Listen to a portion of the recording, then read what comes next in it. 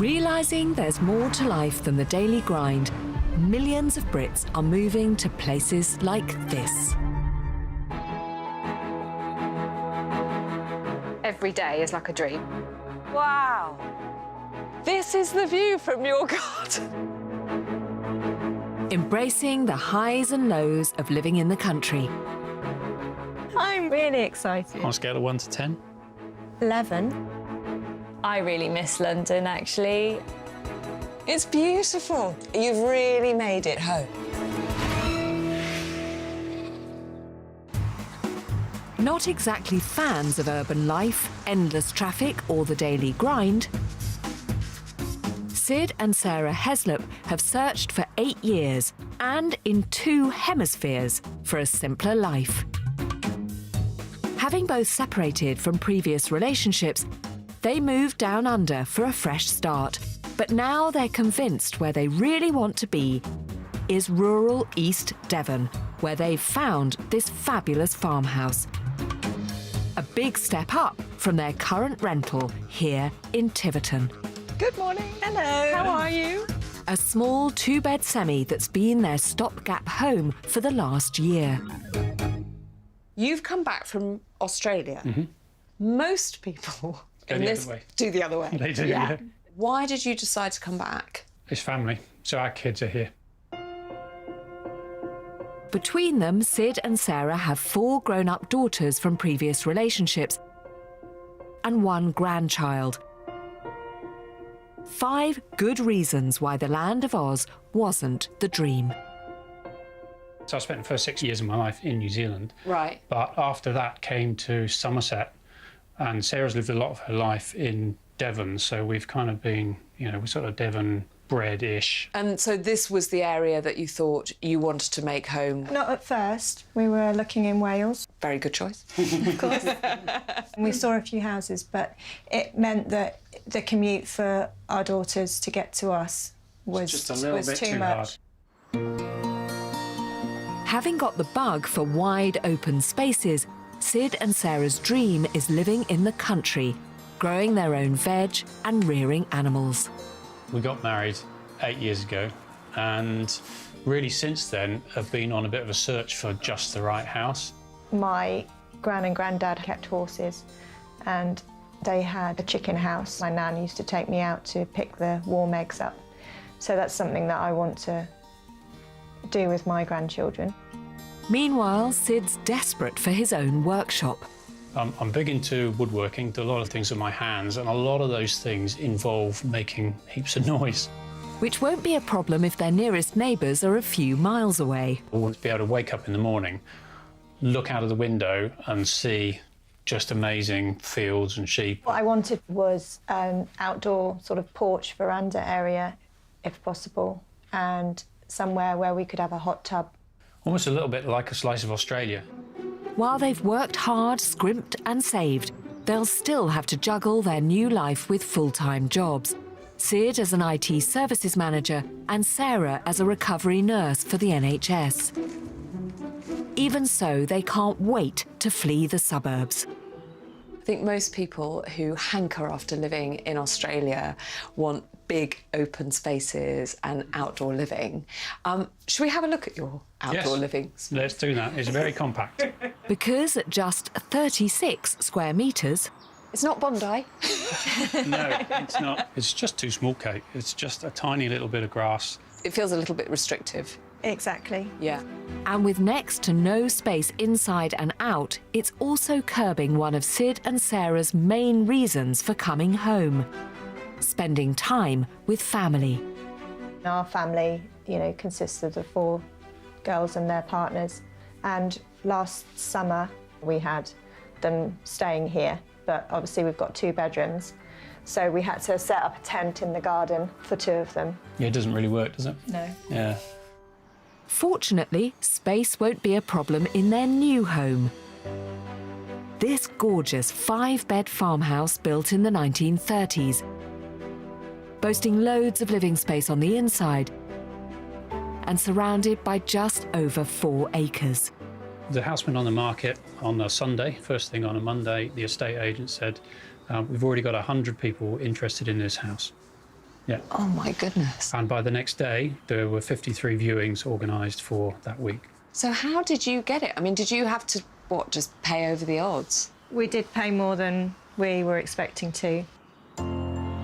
Having cashed in their former homes for £517,000, they're buying their Devon Farmhouse for £730,000. But this means taking on a mortgage and wiping out 8 years of savings, which really didn't come easy. We don't eat out. I know that feeling. Yeah. We don't have takeaways. we have been very good, and it annoys our children so much that we don't let go and spend money. But if all that scrimping gets them their dream home, then I say happy days.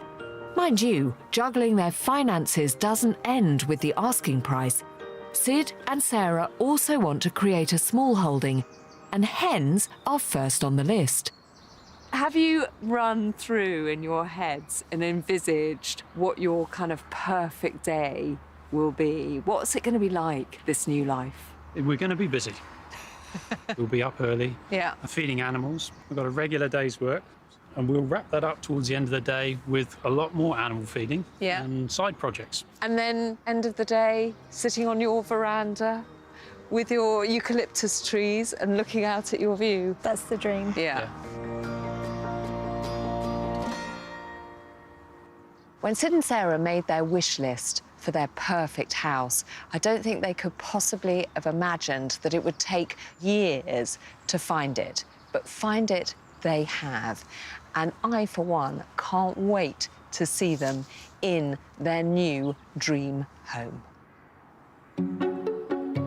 Just over a week later, it's the big day. Is that all going to fit in? Sid and Sarah are escaping the suburbs for their dream country life. The view from my new desk is going to be really quite different to this, because it's going to be out into beautiful countryside. Working remotely in IT, Sid's not the only one looking forward to a better outlook. Because when Sarah's not working as a full-time nurse, she loves to paint. My art is basically done on a very small table in this room, and it's very dark. In the new place, it will be a lot better. So finally, keys back to the agent. Hopefully the last move for us. We've done a lot of moving in the last few years. We are finally settling down. So after 8 years of searching, Okay. Yep. Sid and Sarah will finally have their country life. But their ambitions really don't end there. Any thoughts about this magnificent field? Maybe a vineyard. A vineyard? Oh, my goodness. And their dream home might not be all it's cracked up to be. Cracks here. Quite a big crack there. Oh, a lot of damp.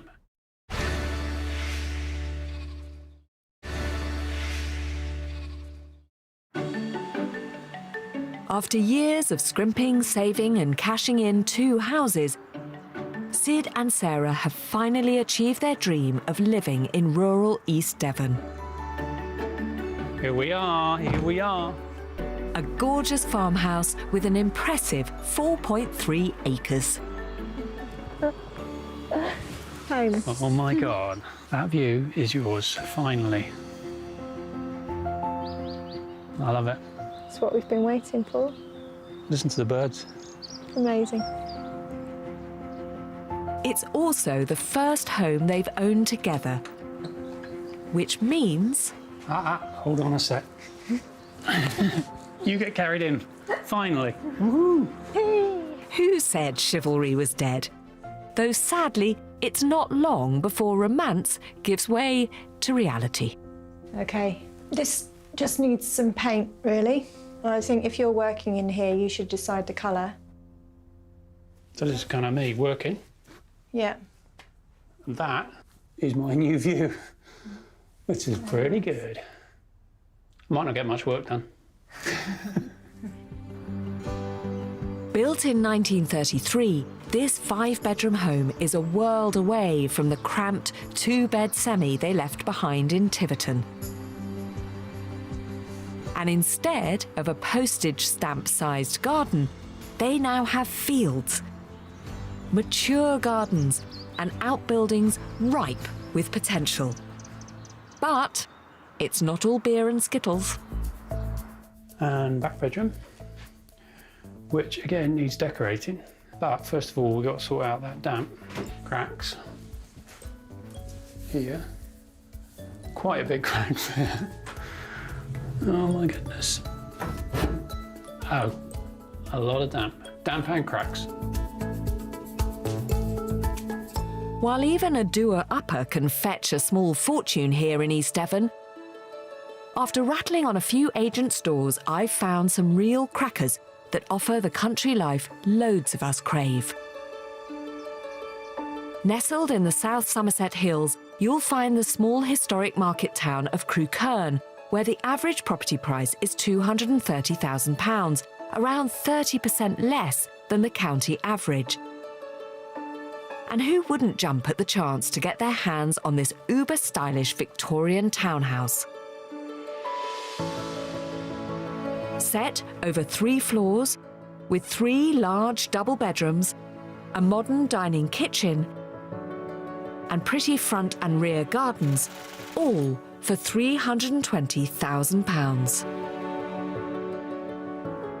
But what I love about country life is the peace and quiet you find off the beaten track, somewhere like the Somerset village of Buckland St Mary, where you'll find this charming 17th century cottage. Bursting with character, including a traditional inglenook fireplace. Outside the gardens offer breathtaking views and your very own stream. All for £580,000.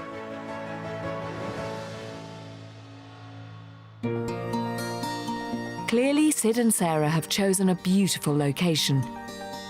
And 6 weeks after moving in, changes are afoot. There's a new addition to the family. Meet Nobby, the rescue cat. And it's all go on the decorating front. Let's start with the light ones. With these two struggling to choose between, well, 50 shades of grey. It's a bit icy, isn't it? Yeah, that's not what we need at all. We haven't owned our own home for many years, and being here is the first chance we've had to put our own stamp on a place, choosing colours for rooms, choosing soft furnishings. So something kind of... Yeah, that one or that one. Yeah, kind of oatmeal-y sort of colour. I think that would probably work. Impressively, they're also juggling full-time work. Though while Sid's job in IT means he can be based at home, Sarah's job as a nurse means a daily commute to Exeter, a round trip of 80 minutes a day. Talk about exhausting. Though hopefully they have enough energy left for a visit from yours truly. Oh, Sarah, look at you, like Lady of the Manor. It's absolutely lovely to see you. I can't believe this place. I know. You wanted a view. My goodness, you haven't got just one view, though, have you? You've got views everywhere you look. And you can see the sea. You can see the sea from your garden. We didn't think we'd get that. Oh, it's just fantastic. And the house, you've got the veranda. This is on the top of my list, even before we saw this house. Yeah. I really wanted the veranda. The Australian thing, that was in my vision. And I can't believe how lovely it is. It's so big and you can sit out even when it's raining. Though, to be honest, it's hard to imagine Sarah even having the time to sit down. If she's not working at the hospital, she's ticking off this epic list. It is the most amazing to-do list I have ever seen, and it's got things on it like bog and garden and wood turning, all sorts of really exciting things. Yeah, that's my eccentric husband. And speaking of Sid, What have you done with him? He'll be in his man cave. desperate for his own workshop, Sid has claimed the outbuilding as his own. Oh, my goodness. And now he can make as much noise as he likes. Pouring out there. My shed is not too bad, is it? It's brilliant. I mean, you were dreaming of this, weren't you? It's a good start, and it's good to get this kit out and start it up again, actually. Absolutely. Sid's current project is to make Sarah's dream of owning hens a very stylish reality. This is Pecking Hen Palace. That is the grandest hen house I've ever seen. Yeah. The doors do look a little bit small for you. Yeah, they are completely ornamental, actually. And OK. This is just the frontage. So the plan for the doorway is Sarah's. Right. And she wants a chicken-shaped door. And so it seems my 20-year career in natural history has brought me to this very moment. Can't remember how to draw a chicken's bum. Let's see. Though as Sarah's an NHS hero, I'm giving it my best shot. That's looking good. Recognisably chicken-shaped. Yeah. Luckily, I'm slightly more confident with a jigsaw than I am sketching poultry.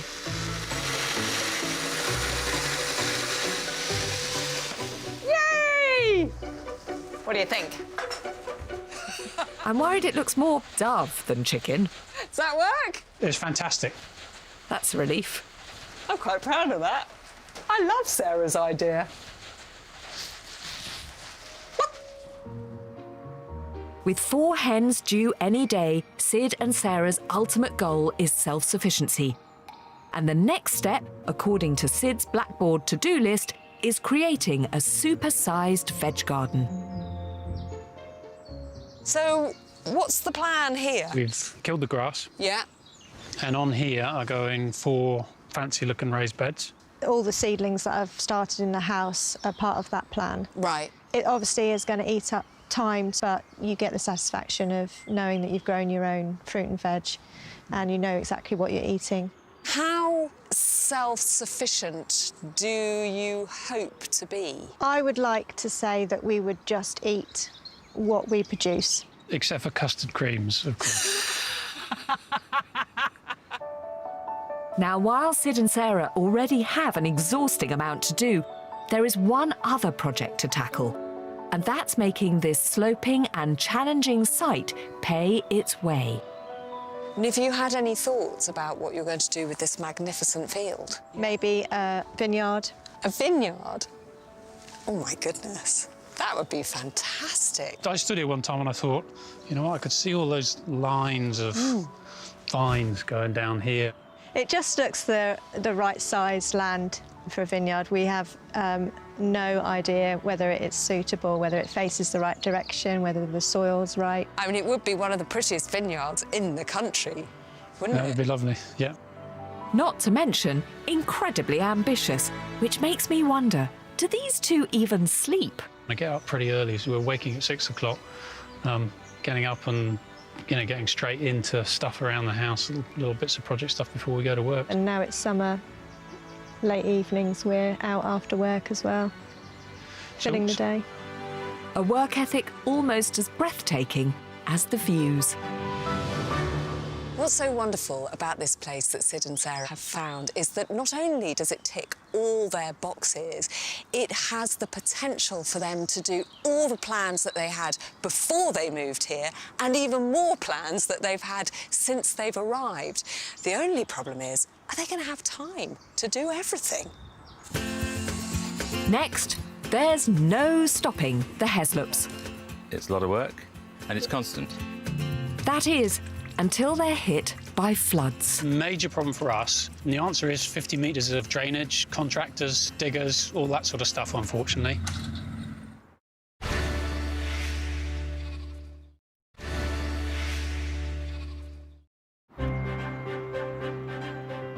Just 3 months ago, Sid and Sarah Heslop realised their dream of a country life. After 8 years of searching, they finally moved into this magnificent farmhouse and haven't stopped since. OK.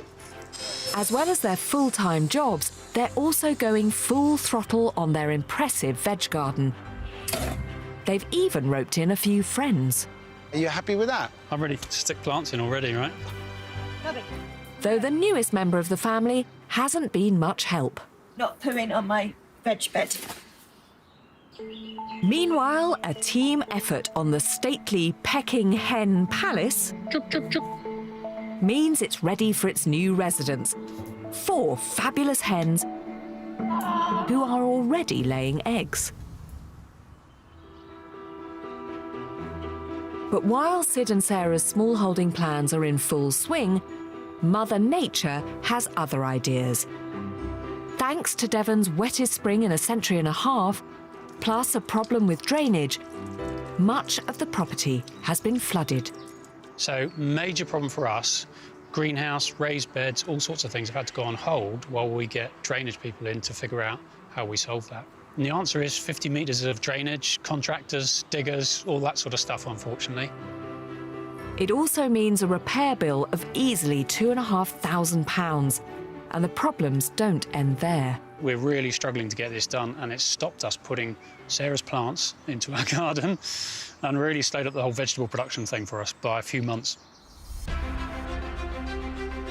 The drainage problems could also put the kibosh on turning this steep 3-acre field into a vineyard, though these guys really do have their hearts set on it.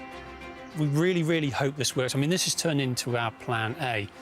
So, I want to show them what's possible. After all, wine is one of our fastest-growing agricultural sectors, expected to reach 40 million bottles in the next 2 decades. There are lots of vineyards in England now producing very good wine, but 3 acres? I mean, is that viable? Well, luckily for them, there is a vineyard of exactly that size just down the road. One of around 500 vineyards across the UK, Dalwood Wines started as a chat over a pint. And now, more than a decade later, it's producing around 6,000 bottles a year. A mere 15 minutes from your house. This is your local vineyard. And I didn't even know it was here. Yeah. Despite its success, Mike Huskins and his business partners still have real jobs, so they see this as a hobby. Hiya, Mike, how are you? I'm very well. Lovely to see you. And I'm thinking he's just the person to give us a few insights. Clearly, there's a lot of work that goes into managing vines and then to the real nitty-gritty, the making the wine. Yeah. How does that work? The good thing about vines is when you plant them, they're very forgiving plants, and it takes 4 years before you take a crop. Okay. So by doing that, you've got 4 years to practice before it's really critical. But the first thing Sid and Sarah need to think about is finding a winery to produce their finished product. We have a really good relationship with our winemaker, and we talk constantly all the time about the quality of the grapes, and the quality of the grapes determines massively the quality of the wine. To put all this in, what did it cost you? It's about £6,000 per acre, but we put every vine in and we put every post in, we've done everything ourselves. The only really specialised machinery you would need would be a sprayer of some sort to go on the back of that tractor. So it's not a lot of equipment? No, the big investment is your knees and a secateurs. And a vision and a dream. We have so much to learn. Yeah, but it's a fun journey. And what better place to start than with a little hands-on experience, courtesy of Mike's wife, Jo, who co-founded this vineyard. But the job I'm doing at the moment is wire lifting. OK. So the wire lifting is to get the vines in and keep them nice and tight, upright, so the sun can come onto the vines and onto the grapes. Master that, and you're ready for the art of bud rubbing. Anything below this lower wire, we take off. So we want the energy to go into the grapes. So carry on. OK. OK. Typically, 3 acres of vines will require roughly 20 hours of maintenance a week, though when it comes to the harvest, it's all hands to the pump. We put a call out, getting the locals to come, and they are really keen on helping out. I think they like the wine and they get 3 bottles, so I think that always helps. I could definitely see myself doing this. I am a bit of a fair weather gardener, but I've got a new raincoat, so... From what I can see, these two are most definitely in their element. It feels like it's ticking a lot of Sid and Sarah's boxes, not least the chance of involving community. And also, it's a nice combination of creativity and productivity. But the biggest hurdle is the quality of their soil, which is crucial to great wine, and really not helped by their ongoing drainage problem. Which is causing us a bit of a headache at the moment. My first step would definitely be getting an agronomist. He's the expert of the soil, the ground cover. He will help you every step of the way, definitely. It's like a grapevine vet. Yes, or vine doctor. Though right now, I think we need to sample the fruits of our labour. Oh, is this workers' rewards? Without doubt. Shall I open one then? Yes, please. 2017 Brut. I still find it amazing, I don't know about you, that, here we are, standing in a Devon field, drinking wine grown in the UK. Much as I love the taste, I do have just one more question. What would you say that this vineyard makes you now, a year, 10 years on? I would say a £60,000 to £70,000 income wouldn't be far off. It's encouraging news, but for this dream to work, it all comes down to the soil. Even so, there's optimism in the air.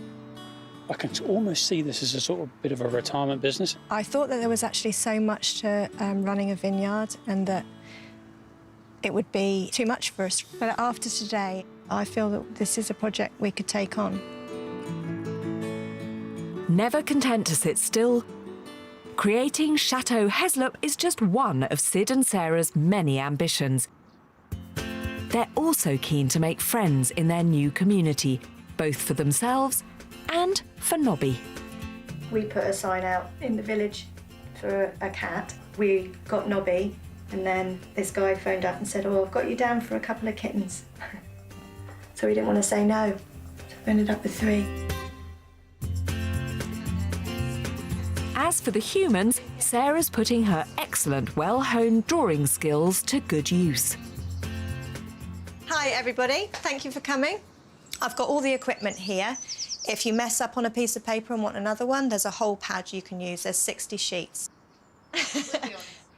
Hosting her first ever art class. I want people to be able to come to this house, sit down and relax without too much pressure. It's the most beautiful setting. Just really made it. And to be able to enjoy drawing and painting. It's just been time out, and I think that's wonderful. While Sarah's using art to make friends, Sid's going for bush poetry, bringing a little bit of down under to East Devon. Sausage across the middle of the bread, like that. He's presenting an evening of verse with a little help from daughter Charlotte. Dad's pretty nervous. It's a big deal, because it's obviously his new village.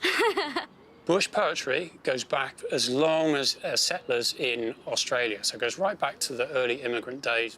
First time I've done poetry, first time I've run an event like this. Good day, everyone. What's great about this is it's just a lovely way of meeting people. I'll make this bloomin' yokel think his bloomin' throat is cut. I'm so proud of Sid. He's worked so hard to get this all together. Not only is it a great success, the night's also inspired another new project. There's a couple of people we need to speak to in the future about keeping pigs. It's been brilliant, so I'm over the moon. But it's not just sausages and poetry that has Sid excited. After our trip to the local vineyard, he's keener than ever to plant grapes. We came away from Joe and Mike's really excited because, and we said in the car on the way home, maybe this has changed our lives. We just need to know if the chunk of land we got is going to work. So it's a really, really key meeting for us, this. So just a few days later, they've called in John Buchan, an independent viticultural agronomist, or more simply put, the vine doctor. So, John, this is our field. OK. 3 acres of loveliness. Yes, beautiful views. Yes, smashing views. Well, the first thing we look for is the aspect. And you are a southerly aspect, so that's a big plus, because you want maximum sunlight. Next thing we look at is the openness of the site. You want airflow, but you don't want exposure. Now, looking across here, you've got a certain amount of shelter there. But the trickiest thing about this site is the slope, and of course the drainage, which means only 2 out of these 3 acres can be used. Just on your first view of looking here, yeah, this looks doable. Looking at the site as I see now, it's the art of the possible. However, it's not straightforward. We need to get the soil in the right condition, chemically and physically. The plan is to send a soil sample off to the lab, but there's a lot John can tell from a little bit of muck raking. What we're looking for is any livestock. Worms, good sign, organic matter. Can't find any. Not only do worms help aerate the soil, they also keep it rich in nutrients by breaking down the bacteria. I'd like to have seen some worms. Sad, isn't it? There's plenty in the garden. We can put some in. You should have 5 million worms per acre. For good soil. Yeah. They breed quite quickly, don't they? Yeah, you cut them in half, there's twice as many. Despite the lack of worms, fortunately, John's seeing potential. The big question now is how long will it take to prepare the soil? And that all depends on the lab results. Hopefully you can plant next year, but I don't know yet. I might tell you to defer for a year. Hopefully not. Are you able to give me some idea of the setup costs? Ballpark figure, we're talking something around the £15,000 an acre. Obviously, the more work you can do yourself, the more you can trim the cost. The cheapest thing are the vines. They're about £2 each. If Sarah and Sid do want to plant vines in 12 months' time, the hard work needs to start now. And John's advice? Start with just 1 acre and build their way up. It's commitment, it's a lot of work, and it's constant. So start small, get used to it. How many bottles of wine from an acre? Somewhere in the order of 5,000 bottles. But that is a maximum production. Everything's going correctly. No disease. Is that enough? To start with. Yeah, it's a good party. But first comes the hard work and, of course, those results from the lab. As long as the soil sample comes back and it's good. Oh, I'm just assuming they were going to be OK. A bit worried about the lack of worms. Yeah. But while they have to wait 5 days for the results, I suspect they've once again already made up their minds. I'm really excited about the whole thing of you know, having a vineyard in the field. Really excited. On a scale of 1 to 10? 11. 11, OK, exciting. Are you excited? I am. I'm 12. Let's go for it. Cheers. It's a woeful amount of drink there. Now the pressure's really on. Though Sid being Sid, he wants to do his bit to boost the ratio of worms per acre.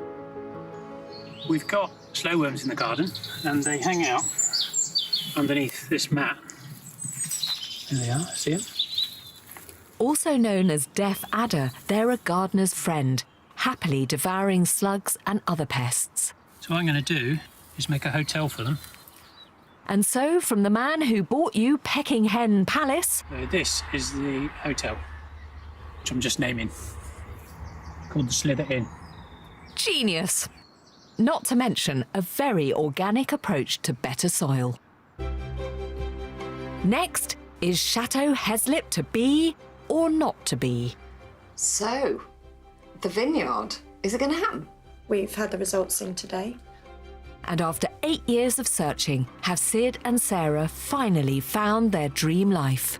Have you just thought, I wish we hadn't taken on such a big and complex project? To be truthful, yes.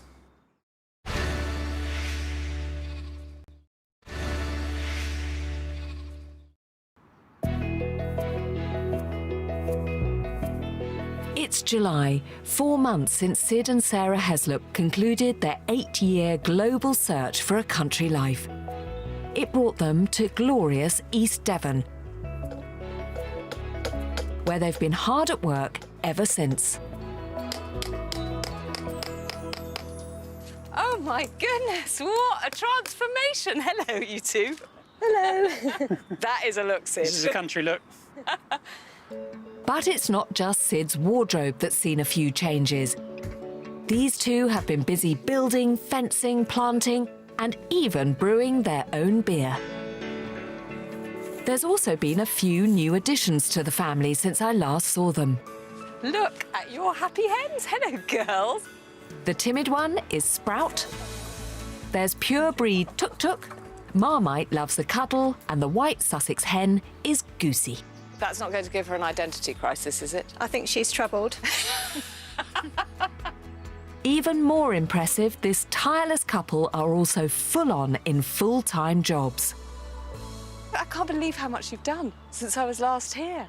It's looking brilliant. So every minute you're not working, you're working here? Yep. Well, the first and obvious thing is that Peckingham Palace is finished. It is. Looking gorgeous. And are you getting eggs? Yes, I'm getting eggs. Would you like to see? I would like to see. After all, I did play a small role in designing the entrance. It looks great, doesn't it? It does. Even though I say so myself, but it is your painting that's really made it. But they're very happy in there. So happy, in fact, they're laying up to 28 eggs a week. Oh, look, fantastic. There's just nothing more beautiful, is there? And you did always want hens that were laid different coloured eggs, didn't you? I did. That idea was that I wanted rainbow eggs, sort of rainbow as in NHS, so that I would box them up and sell them at work and give the proceeds to the hospital. It'll be absolutely lovely. This is it now. This is country life. And it'll be jam next. You wait.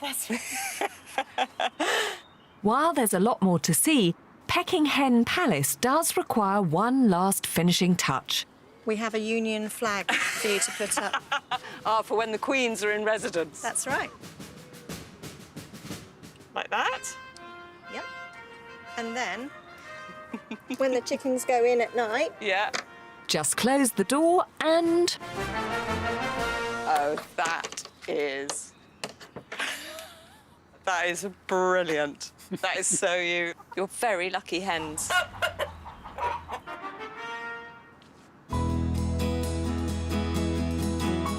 Determined to achieve self-sufficiency, Sid and Sarah have also been hard at work on the veg garden.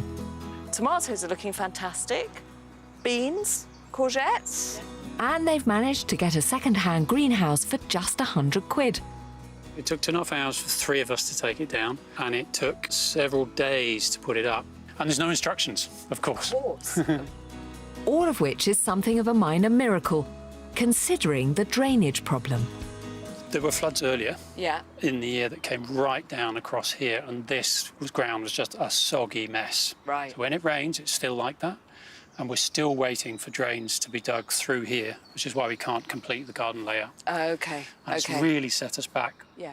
Well, it has only been 4 months, Sid. Well, that's a pretty good start. That whole vegetable patch is more or less bigger than the garden that you had in Tiverton.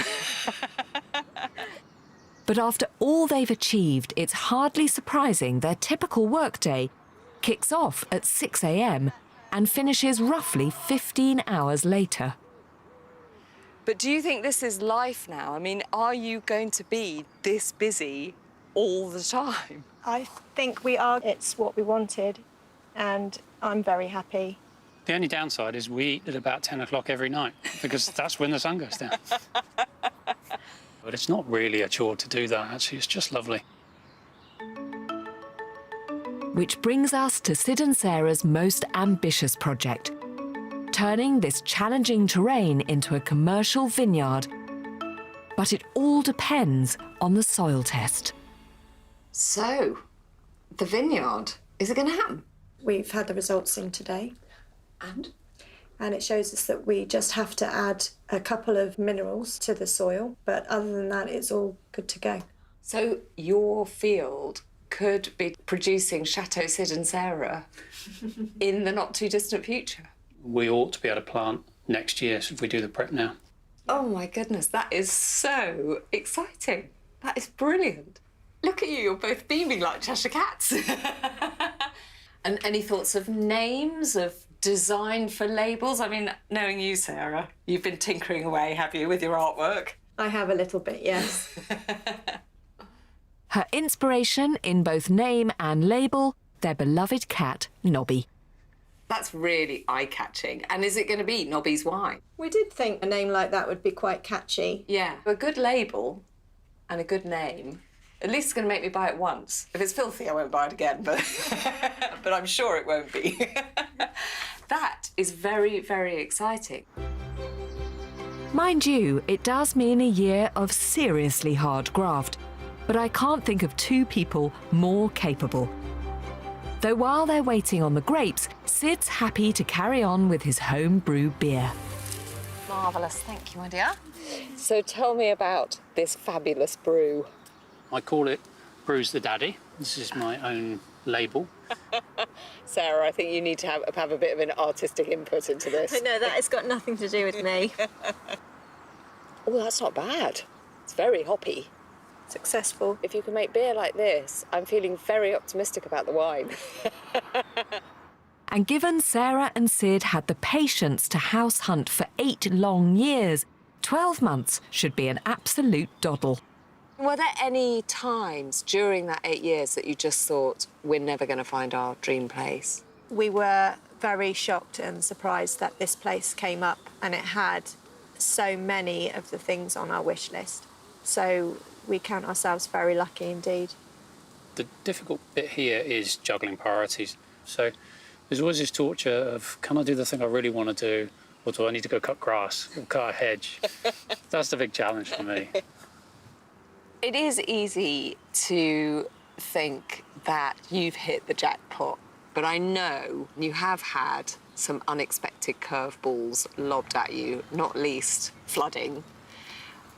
Have there been times where you've just thought, oh, I wish we hadn't taken on such a big and complex project? To be truthful, yes. It's been hard work. We could have somewhere that was small and maybe more manageable, but we wouldn't be enjoying the things that we are from the house and the land and the potential future here.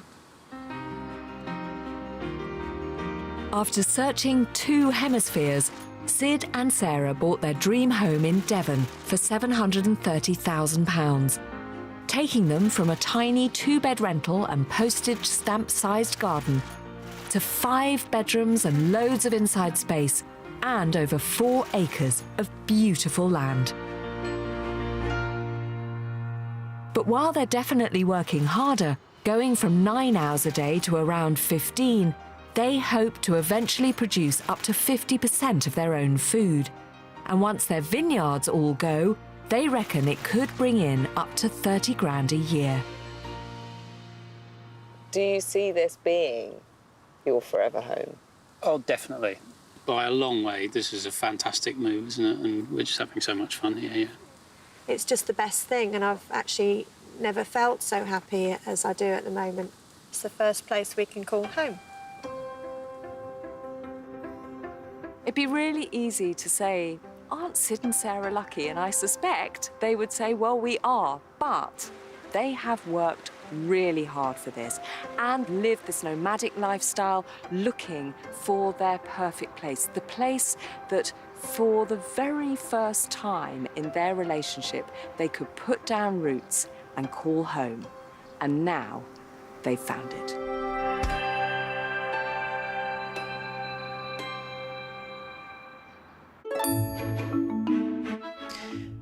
Back for a new series, and it's all changed for Julian as he puts the finishing touches to his new practice in the Yorkshire Vet, new next Tuesday at 8. Revealing the true price of fame next, Kerry Katona opens up in the first of an eye-opening 3-parter on sex and power. Celebrity Wars is brand new.